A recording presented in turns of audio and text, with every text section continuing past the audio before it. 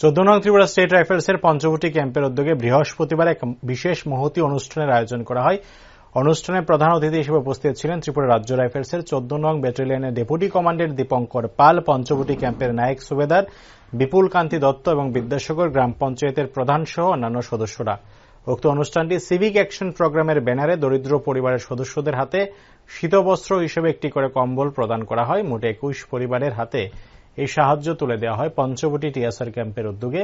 Deputy commandant Dipankar পাল ওনার সংক্ষিপ্ত ভাষণে বলেন, সিভিক অ্যাকশন বা প্রয়াসের মাধ্যমে জনসম্পর্ক তৈরি করাই মূল উদ্দেশ্য। ত্রিপুরা পুলিশ এবং ত্রিপুরা স্টেট রাইফেলস জনগণের সাহায্য নিয়েই এ রাজ্য থেকে সন্ত্রাসবাদ তথা উগ্রপন্থীদের নির্মূল করতে পেরেছে। জনগণের সাহায্য ছাড়া এটা কোনোদিন সম্ভব হতো না।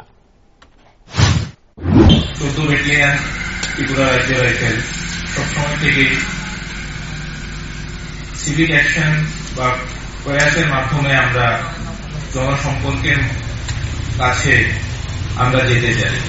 তার কারণ হয়েছে আমরা সবাই পাবলিক সার্ভেন্ট, আর এই পাবলিক সার্ভেন্টের কাজই হয়েছে যে পাবলিকের সেবা করা।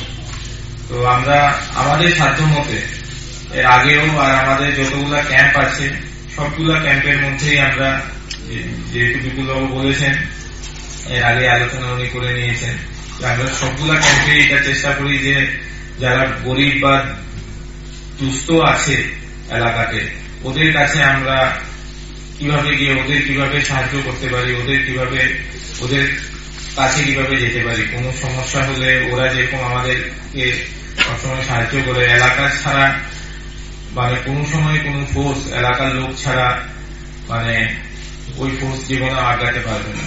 তো আমরা সবসময় এটা ত্রিপুরা পুলিশ বা ত্রিপুরা রাজ্য রাইফেলসের এটা সবসময় একটা উদ্যোগ আছে, একটা গৌরবময় ইতিহাস আছে যে পাবলিকের সাথেই মানে ঐক্যবদ্ধ হয়ে এভাবে আমরা উগ্রপন্থাকে শেষ করেছি। সেইভাবে এখন উগ্রপন্থা নাই